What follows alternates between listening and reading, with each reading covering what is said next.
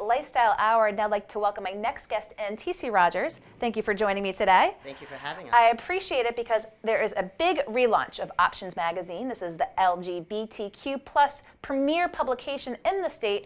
Took a little hiatus and now is coming back better than ever. So talk with us about this time to take a step back, regroup, and what we can expect moving forward. Absolutely. So there was a hiatus for the magazine for reorganizational purposes, to rebuild the magazine to make it sustainable for the next 36 years. So the magazine was printing for 35 years. There was a celebration last year.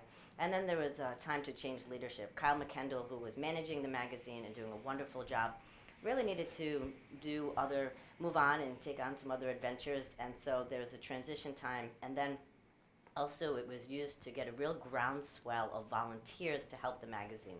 So we've rebuilt the board. We have a strong board of wonderful professionals who are so dedicated to the magazine. We'll relaunch with a change in mission for the organization, which we will disclose at the May 3rd event. So we've got to wait to the event itself to get the new mission. Yeah. And how much was there a void when it wasn't? And you were involved with it, getting ready to get it back up, but just people in the community, I'm sure they were asking, are you going to be printing again? I mean, what did you hear from folks when it went offline for a little bit? Yeah, that's a great question. It was wonderful in that I would be walking down the street and have people see me, and I would tell them that Options is coming back, and the enthusiasm and the excitement was wonderful. We were flooded with emails. We've been flooded with donations. The services that are provided with Options Magazine, the resource section, is also very important to the state, and so it's been missed, and people are really excited it's back and that it's stronger than ever.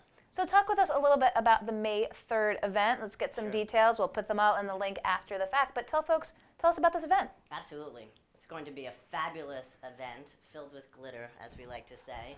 And so we'll have some of our local celebrities there. We'll be honoring people from the community who have done wonderful work.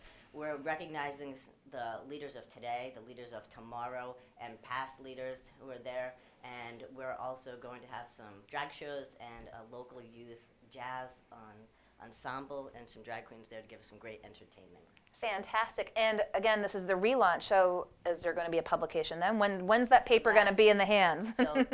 So the publication will be there on that night, and that's when people will be able to turn the pages, see who's on the cover, see who's been interviewed, and also it's a community event. We really want people to be able to come, and so there's going to be free drinks and some free food for people to come and learn more about Options and see the magazine.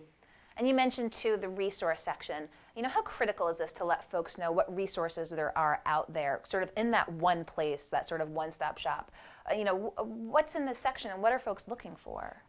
That's a great question. It is a critical part of the magazine. And if we go back in time to the magazine, people talk about the mailing nights and the really historic and wonderful events. But the magazine had to be covered in the past and put in the envelope to protect people from it, because it was an LGBTQ plus magazine.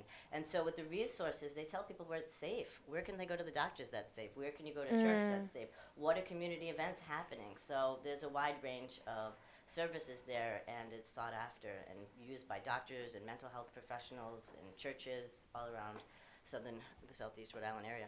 And so where do you think the community is doing well right now in providing resources for the community, and where can it do better?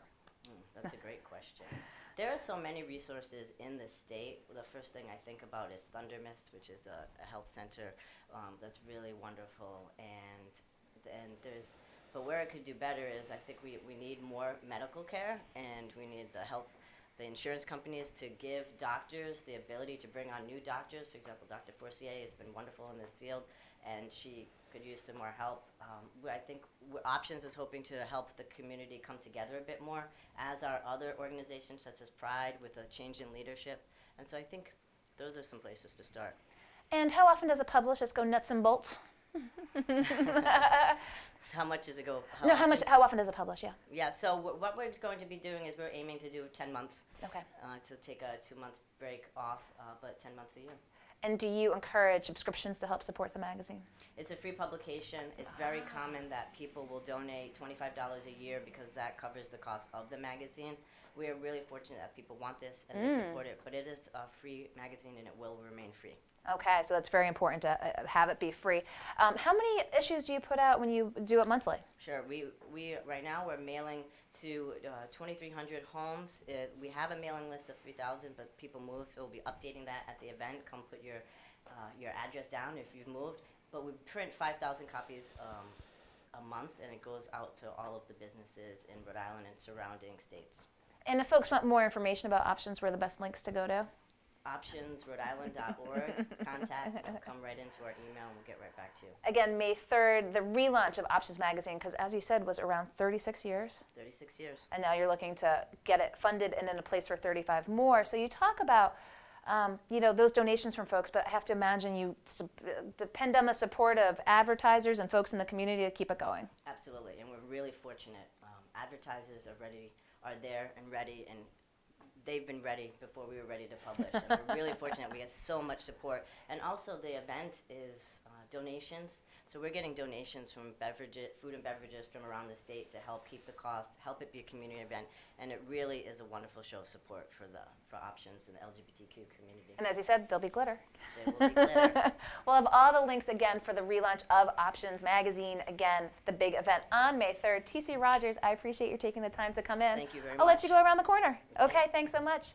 T.C. Rogers, board chair. Again, this is Options Magazine that is relaunching here in Rhode Island, the LGBTQ plus publication that has been around for 36 years.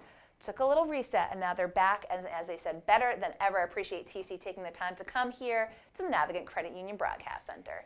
Be sure to join us at the 4 o'clock hour with Josh Fenton and Business Monday. We have the Money Man, Gary Sass. And of course, we have Saul Kaplan, Mr. Innovation with the Business Innovation Factory. But I want to thank my folks for coming out today. Regina Lester with the Dorrance talking about the ALS Great American Pie Fight taking place this Saturday.